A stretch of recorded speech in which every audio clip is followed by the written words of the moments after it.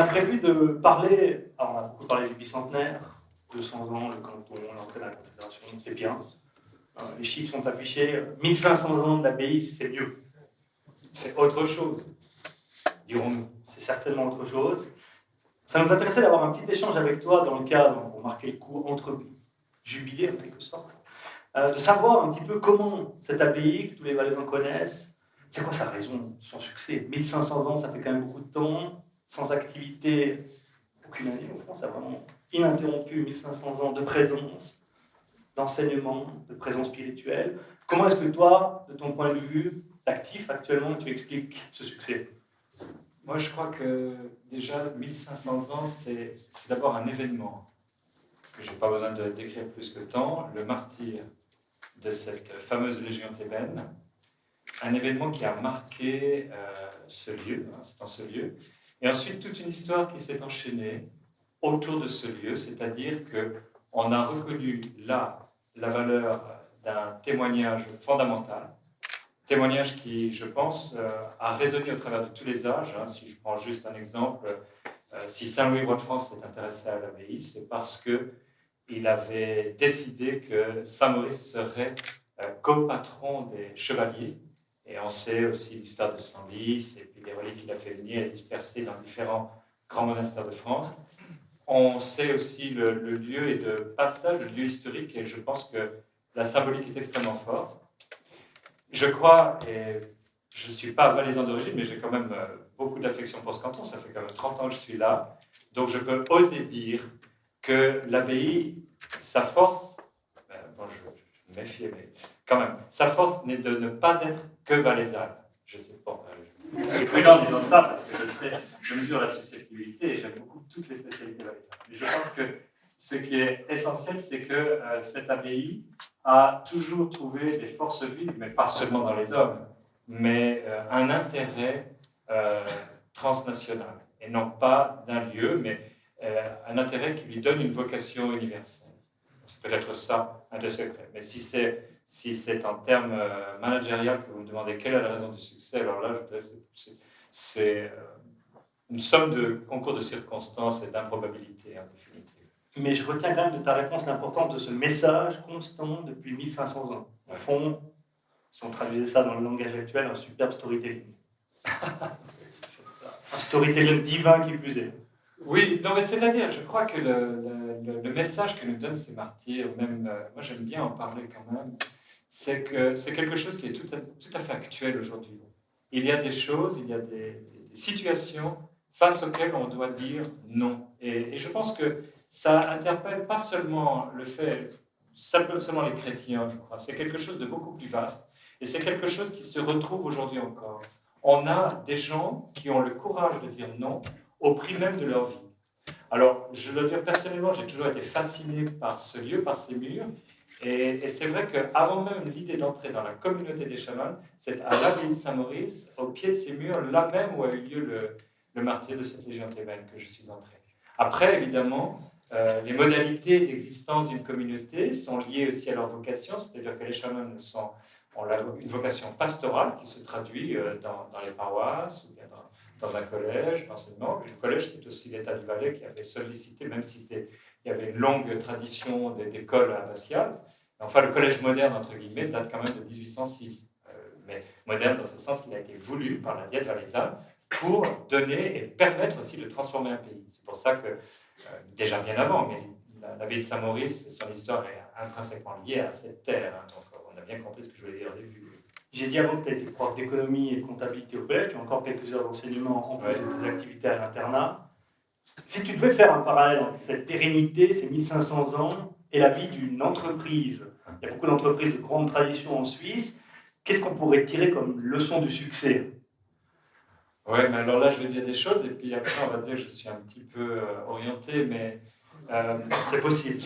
Bon, je vais prendre un exemple, et puis tant pis, mais quand qui a dit ça? On a entendu assez certain dans le public. Oui, il y a aussi des anciens de Saint-Maurice, vous ne me l'appellerez pas. Non, ce que je veux dire par là, c'est, si vous regardez notre Seigneur, c'était un risque, vous preniez, regardons-le. Bon. Regardez le pédigré, le CV des disciples. C'est aux critères actuels, c'est relativement nul. Quel chef d'entreprise irait miser sur des timbos pareils, entre guillemets? En plus, celui qui l'a mis à la tête de son église, Pierre, n'a même pas eu le courage d'aller jusqu'au bout, il l'a renié par 3 fois. Mais simplement, ce qui a fait, je crois, cette force, c'est et ils ont mis un mal fou et beaucoup de temps à comprendre le but de l'entreprise. Puisque jusqu'à presque l'avant-veille, il niait complètement la façon dont ça allait se terminer, et pourtant il l'a répété 1000 et 1000 fois. Et je crois que ce qui fait le côté quand même extraordinaire, c'est que justement, on ne choisit pas le personnel. C'est-à-dire qu'on peut, bien sûr, à la fin, on se coopte, il y a tout un temps de choses, mais quand même, l'initiative vient d'ailleurs. Bon, voilà, je vais donner des mots qui ne sont pas trop agressifs pour une assemblée qui peut-être n'est pas toute de même tonalité chrétienne, profonde, ou bien c'est peut-être un peu lointain, d'ailleurs, ou de plus haut, comme vous voulez. Mais après, c'est aussi une façon de se dire, on est embarqué dans quelque chose, une histoire qui nous dépasse. Et je me souviens de ces paroles que me disait mon oncle, qui était à l'abbaye avant moi. Il m'avait dit, peu importe le métier qu'on te fera faire, parce qu'il me préparait déjà que j'allais en tout cas pas choisir, ce qui importe, c'est non pas le métier que tu fais, que tu feras, l'action, l'activité, c'est l'état que tu embrasses. Le fait d'être religieux, donné à la maison.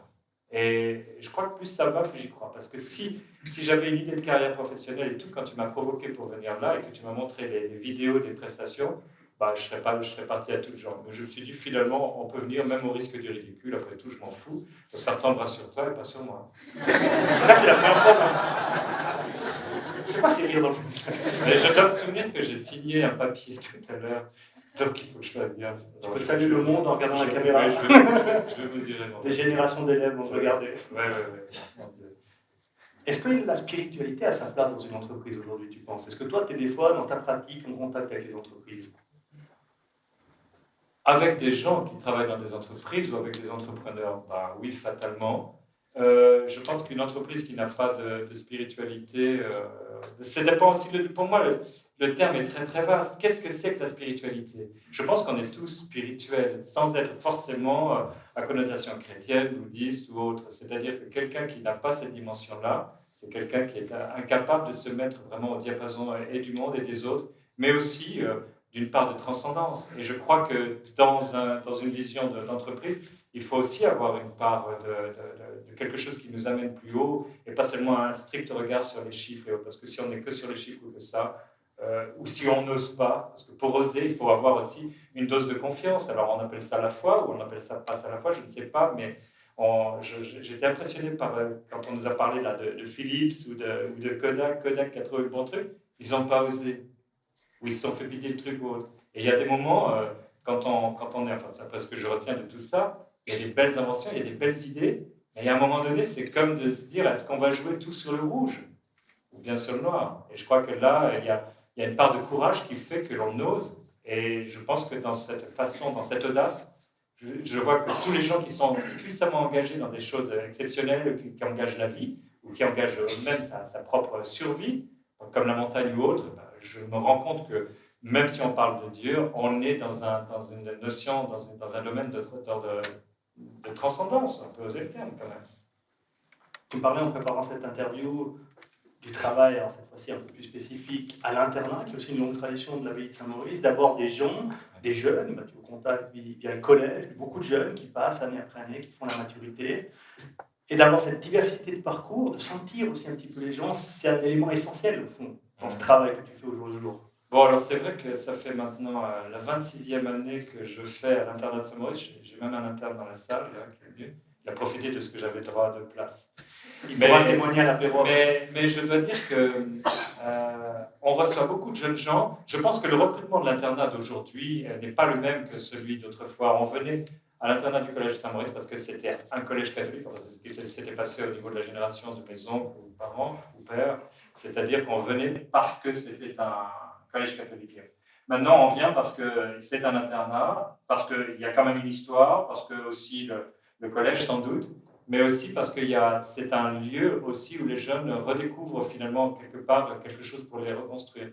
Je le dis parce que ça dépend de loin pas que de moi, mais je pense que c'est aussi une manière de poser un regard sur des jeunes qui ne se limitent pas à ce qu'ils pourront produire dans l'immédiateté. Je crois qu'il faut avoir, quand on regarde quelqu'un, les yeux un petit peu de l'avenir. C'est-à-dire qu'on a des jeunes pour lesquels on ne donnerait peut-être pas un copec, et ben finalement, si on croit et si on sait attendre, et je pense que ce qu'on pourrait trouver comme leçon, peut-être, leçon bien idée pour une entreprise, c'est qu'il faut avoir le courage d'engager quelqu'un pour lequel peut-être on n'aurait pas tout misé, qui n'ont peut-être pas forcément les diplômes, mais on doit aussi apprendre, et ça je m'adresse à tous les RH du monde entier, mais il faut avoir quand même des yeux pour voir, et pas seulement les yeux rivés sur du papier ou du diplôme, parce qu'on peut trouver des jeunes gens remarquables. Moi, je vois que c'est 0, 0, 0, 0. Je ne vais pas prendre plus de temps, c'est comme vous voulez. C'est la transcendance du chronomètre là, qui nous ramène. Je ne sais pas, l'immanence. Ouais, du réel, je ne sais pas comment dire.